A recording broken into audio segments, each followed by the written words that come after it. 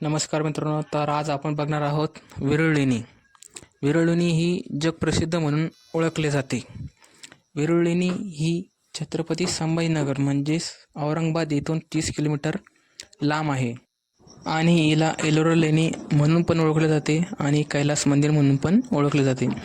तर छत्रपती संभाजीनगर औरंगाबाद जिल्ह्यात वेरूळ गावाजवळ ही लेणी आहे. लेणीला बघण्यासाठी लाखोच्या संख्येने भारतीय तसेच विदेशी पर्यटक आणि मी स्वतः इथे हजेरी लावली. तर वेरूळ लेणीमध्ये आपणास बौद्ध, हिंदू, जैन समुदायाचा एकत्रित त्रिवेणी संगम बघण्यास मिळतो. तसेच यामध्ये 1 ते 12 बौद्ध लेणी आहेत आणि 13 ते 29 हिंदू लेणी आहे आणि 30 ते 34 जैन लेणी आहे. 1951 मध्ये भारताने राष्ट्रीय स्मारक म्हणून या लेणीला घोषित केले. तसेच 1983 मध्ये युनेस्कोने जागतिक वारसा या यादीमध्ये या लेणीचे नाव सामावले.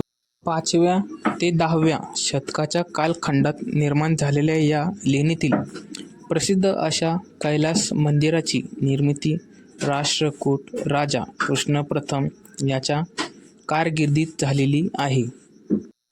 कैलास लेण्याची निर्मिती ही इसवी सन 756 ते 783 या काळातील असावी. कैलास लेणी एक मोठे अखंड खडक कोरून बनवलेले मंदिर आहे.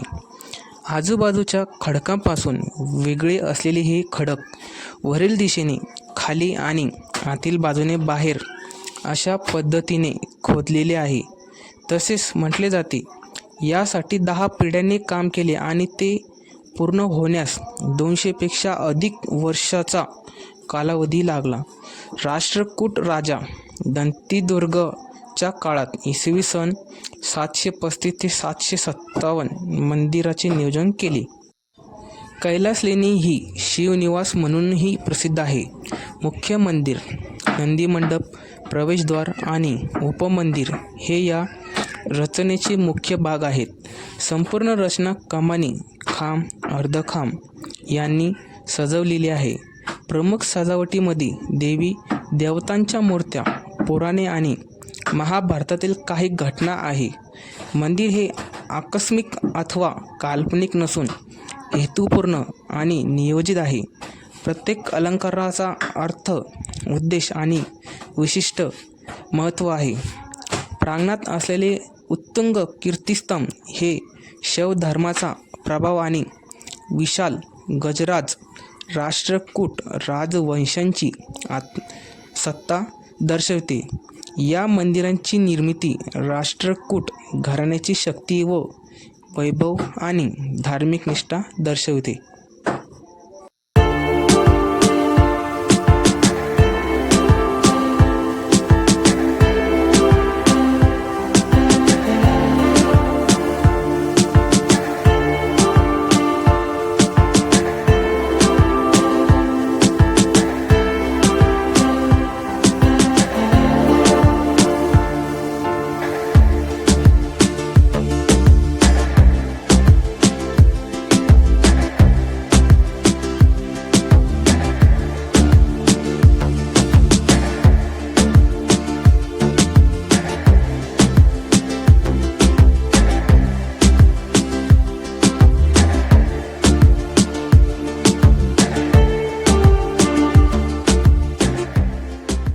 तर मंदिरामध्ये काही ठिकाणी महादेवाच्या पिंडी आणि काही ठिकाणी शिवपार्वतीचे खूप छान प्रकारे अशा मूर्त्या बनवलेल्या आहे. आता तुम्ही ते बघू शकता. शिव आणि पार्वती त्यांच्या दोघांमध्ये महादेवाची पिंड. इथे पण त्यांचीच मूर्ती, खाली नंदी बसलेला आणि थोड्याच पुढं गेलं की इथे पण महादेवाचीच मूर्ती दिसते.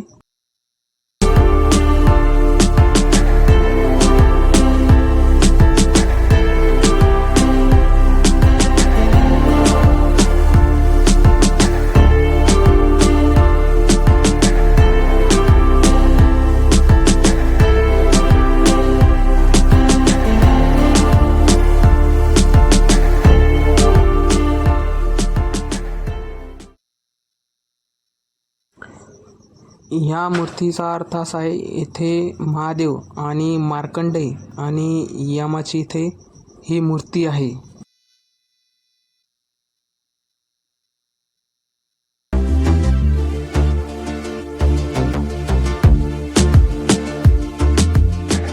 ही मूर्ती तुम्ही बघू शकता. महाभारतामधील अर्जुन आणि अर्जुन हा एका रथावर चढलेला आहे आणि रथावरचा जो सारथी होता हा होता वासुदेव श्रीकृष्ण. आणि याच्यामध्ये अशी प्रतिमा दाखवली आहे की अर्जुन कोणाला तरी बाण मारतोय. तुम्ही आता ही मूर्ती बघू शकता.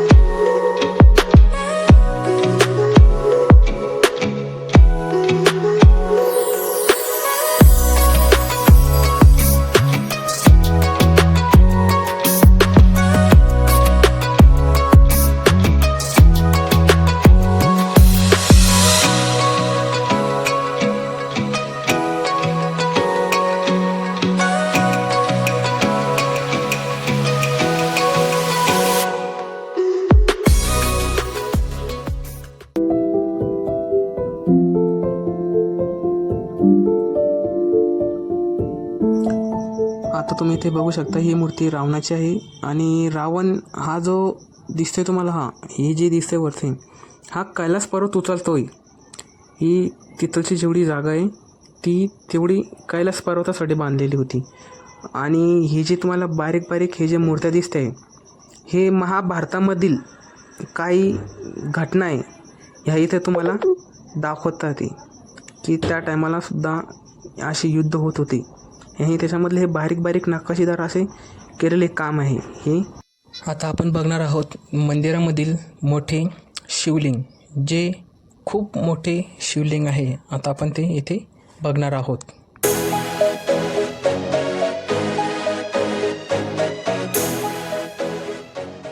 मंदिरात जाण्यासाठी खूप गर्दी होती आणि ह्या गर्दीमध्ये जाण्याला पण खूप अडचण येत होती. आणि आता ही गर्दी तुम्ही बघू शकता. या गर्दी ही बघा आतमध्ये झालेली ही गर्दी तुम्ही आता बघू शकता. थोडंच पुढे आल्यावर आपल्याला एक मोठा शिवलिंग दिसतो. हा तो शिवलिंग. आता तुम्ही हा शिवलिंग बघू शकता किती मोठा हा शिवलिंग आहे. आणि मंदिराच्या आसपास जे की स्तंभ दिसतात तुम्हाला हे मधले, या स्तंभावर अतिशय बारीकपणे जे की कोरीव काम केलेले आहे हे बघून माणसाचं जे की मन आहे हे एकदम अतिशय प्रसन्न होते. आता तुम्ही हे काम बघू शकता.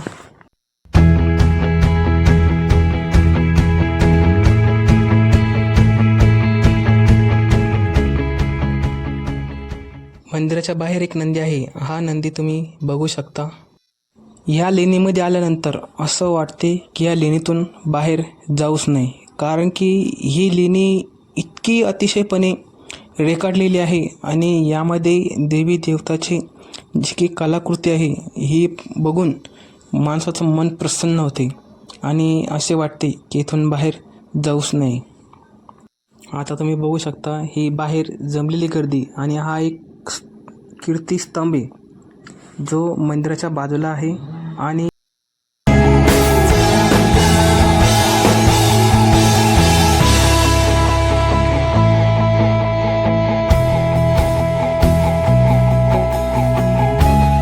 या कीर्तिस्तंभाजवळ एक मोठा विशालकाय हाती पण तुम्हाला बघायला मिळतो, कारण की जो की राष्ट्रकूट राजवंश होते हे महाशक्तिशाली म्हणून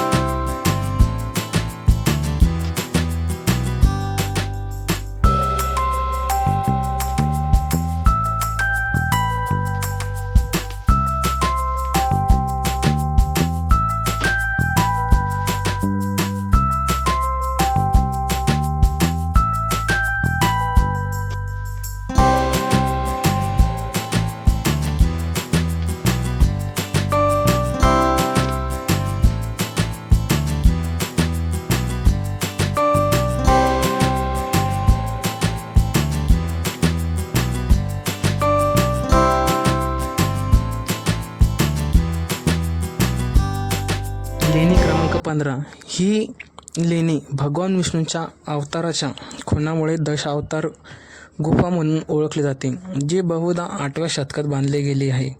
संपूर्ण मंदिराची व्यवस्था मोठ्या प्रमाणावर करण्यात आली होती. दगडातच कापलेल्या पायऱ्यांनी अंगणात प्रवेश होतो. प्रांगणात एक चौकोनी मंडप आहे, जो नाट्यमय म्हणून ओळखला जातो. मुख्य इमारत दुमजली आहे. शिल्पहिरीत फरशीमध्ये मोठमोठे चौकोनी खांब आणि 4 खोल्या असलेला मंडप कोरण्यात आला आहे. वरचा मजला भगवान शिवाला समर्पित आहे. खांब असलेल्या मंडपात नंदी शिववाहन विराजमान आहे. विशाल शिवलिंग असलेल्या गर्भगृहाच्या दरवाजाची सजावट उत्कृष्ट आहे.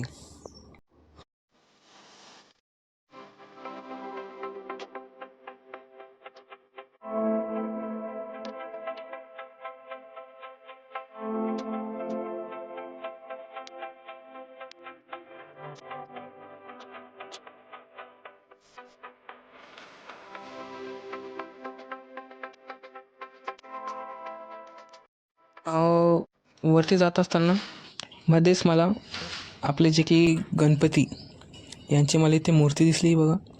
आणि हे जे की तुम्हाला दिसतंय सर्व, यामध्ये पूर्ण हिंदू धर्मातील जे की देवी देवता आहे त्यांच्या इथे मूर्त्या होतात. तसंच आपण थोडं पुढे गेले तर आपल्याला एक गाभारा दिसतो. हा बघा, हा गाभारा, इथे बसण्यासाठी जागा होती. थोडंच पुढे गेलं तर आपल्या हे खांबावर जे की दोन्ही खांबावर आजूबाजूला 2 मूर्त्या होतात. हे बघा, तुम्ही या मूर्त्या बघू शकता. आणि आपण आता थोडंच पुढे गेलं तर एका खांबावर खूप बारीक नक्षीदार काम केलेले होते, हे तुम्ही बघू शकता. आता तसेच हे बघा बारीक बारीक. तर तसेच थोडे पुढे गेल्यावर आपल्याला जे की भगवान विष्णूचे जे की दशावतार होते, आता त्यामधला हा पहिला अवतार तुम्ही ते बघू शकता. तसेच आता थोडं पुढे गेल्यावर पुन्हा तुम्हाला मी दुसरा अवतार पण दाखवतो. हा बघा, भगवान विष्णूचा हा दुसरा अवतार.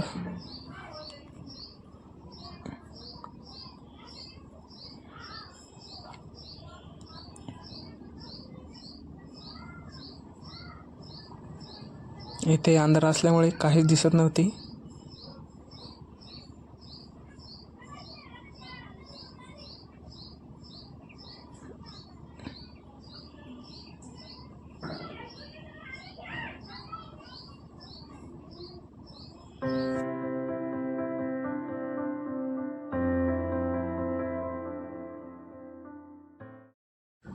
आता तुम्ही यामध्ये बघू शकतात की एका बाजूला दिसताय महादेव आणि एका साईडला दिसतंय तुम्हाला यम, आणि जो मधला दिसतोय तुम्हाला छोटासा, हा आहे भक्त मार्कंडे.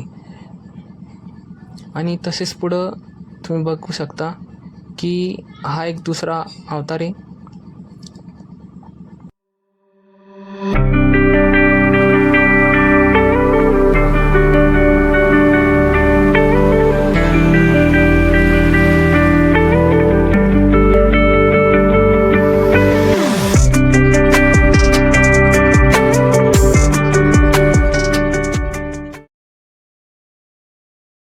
थोडं पुढं आलं लगेच इथे तुम्ही बघू शकता, हे जे अंधारामध्ये तुम्हाला दिसते ही इथे गणपतीची मूर्ती. आणि इथे खूप जास्त अंधार असल्यामुळे ही मूर्ती तुम्हाला चांगल्या पद्धतीने दिसू शकत नाही, कारण की इथे खूप अंधार होता.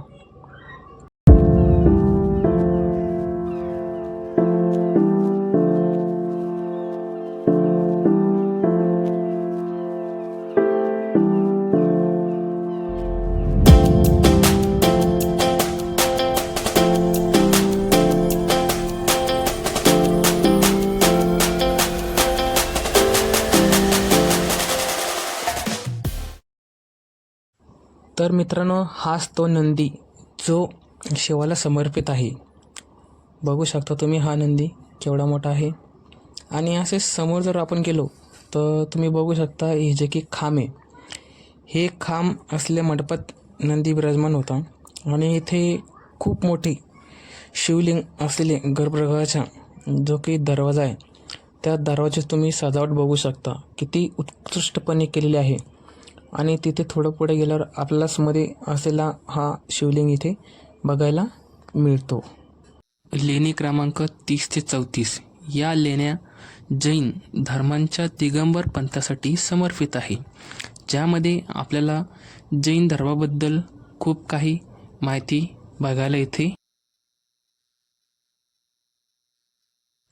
भगवान महावीरांची ध्यानस्थ असलेली मूर्ती सिंहासनावर विराजमान आहे आणि सेवकांनी वेढलेली आहे. वरांड्याच्या खोलीत ध्यानस्थ भगवान महावीरांची मूर्ती, वरच्या मजल्यावर मोठा वरांडा, खांब असलेला सभामंडप आणि गर्भगृह आहे. वरांड्याच्या बाजूच्या भिंतीवर मातंगा म्हणजेच संपत्तीची देवता आणि अंबिका म्हणजेच समृद्धीची देवी यांची भव्य आणि सुंदर अशी शिल्पे आहेत. मुख्य भिंतीही अलंकाराने देवी परिपूर्ण आहे, जिथे सुपार्श्वनाथ, गोमटेश्वर, मातंगा, सिद्धिका यांची शिल्पे आहे. ही गुंफा दुमजली मंदिर आहे, जे 10व्या-11व्या शतकात आहे. मंदिराला स्थानिक पातळीवर इंद्रसभा म्हणून ओळखले जाते. मोकळ्या प्रांगणातील अखंड हत्ती आणि अखंड मोठे स्तूप आहे, हे जैन धर्माच्या वैभवाचे प्रतीक आहे.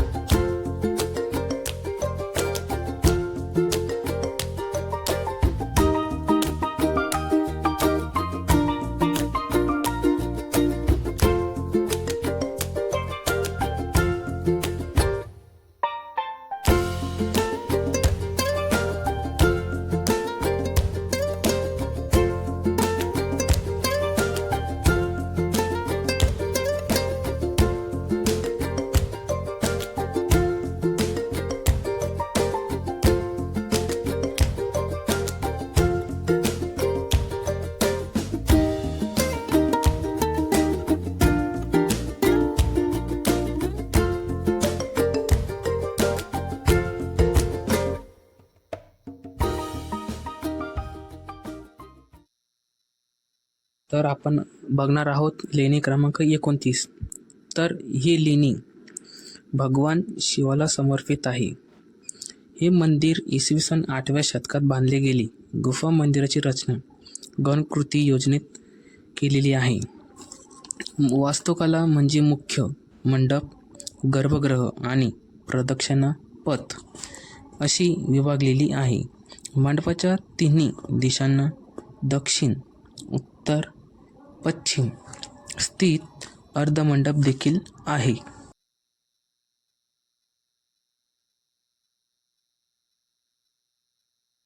आता इथे तुम्ही बघू शकता, इथे महादेव आणि पार्वती यांची मूर्ती आणि त्यांच्या बाजूला उभा असलेला कार्तिकेय, खाली ब्रह्मा, गणपती आणि महादेवाचा जो की वाहने हे नंदी, हे यांची इथे मूर्त्या काढलेल्या आहे. आणि हे आजूबाजूला जे की तुम्हाला हे देवी देवताचे पण इथे मूर्त्या कोरलेल्या आपल्याला बघायला मिळतात. या